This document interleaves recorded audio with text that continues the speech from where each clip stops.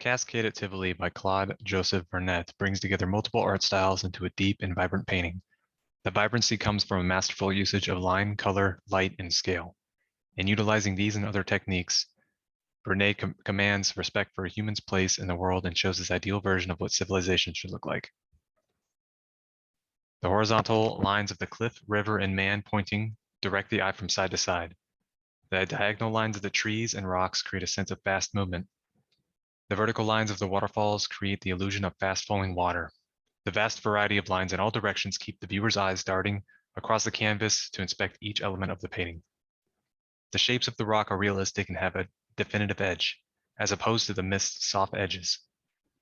The soft mist has many small details that help display the scale, and when it surrounds the rocks, it contrasts with them and produces the atmosphere of a large area.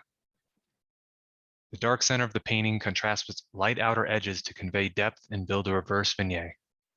The people at the base of the waterfall are lit with light to contrast with the dark background and make them stand out. In comparison with the immense nature below, the small buildings on top of the cliff give viewers the sense of the distance. They are given three-dimensional features to look realistic and further sell the viewer on the optical illusion of the distance. Light plays a major role in the painting. While most of the center does not receive much light, the building and people are lit up to accentuate the details in their design. The light also hits the waterfall to place emphasis on it as it contrasts with the surrounding darkness. The water that falls behind the jutting rock in the waterfall is given a darker value since the rock shadow is affecting it. You can see this right here. While the water catches the light and retains it, the mist reflects it more than the water.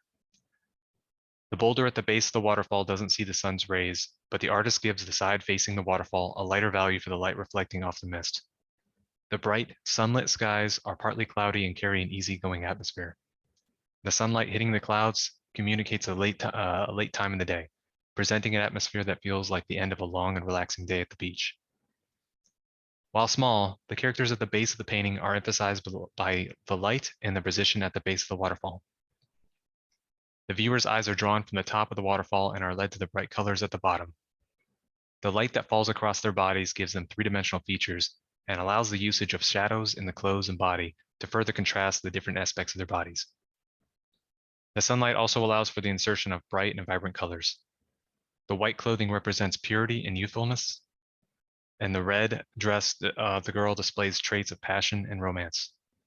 The blue clothes shows loyalty, worn by what looks to be a maid for the red-dressed woman. There are 5 people and a dog shown. The seemingly angry face and gestures of the man in white convey that there is an argument between the man and the woman. The outstretched hand resembles the creation of Adam in the Sistine Chapel by Michelangelo, a possible allusion to his work. The physique of both the man in white and the fisherman are muscular and fit, the ideal male physique of the ancient Greek and Roman cultures. This and the title of the painting points to the artist's usage of Greek and Roman philosophy in his art. The man hiding behind the white-robed man looks to be poorer than the rest, possibly a vagrant or a peasant. His inclusion in the painting is important because it diversifies the possible meanings behind the confrontation displayed. Is the argument stemming from infidelity with the fisherman? Assuming the poor man is homeless, is it about the woman taking his camping spot and the man in white defending him? The meaning that can be drawn from it is up to the viewer. The argument, along with the young man fishing, conveys a dynamic situation. The snapshot-like painting of the event is reminiscent of a photo. The freeze frame effect of the landscape, along with the rushing waterfalls and flying birds, portrays an active and believable scene which draws the viewer into the painting. The selection of objects also drags the viewer further into appreciating the painting. The vast variety of rocks and shapes and sizes and the distant waterfalls make the viewer believe that the painting is real. The distant town also has realistically differing features. The temple, church, canal, and towers are not repeated, which effectively presents a believable town. While the painting is not perfectly symmetrical, the outer areas of the painting are the same distance from the viewer. The waterfall and inner cliffs, here and here, are the same distance as well. This symmetric style travels inward, creating an image that is pleasing to the eye. The title, The Cascade of Tivoli, is not a literal cascade at all. There are waterfalls in the painting, but the many ideas infused in the painting, along with the lines throwing the viewer's eyes around the piece, forcibly refuse to focus on only one aspect.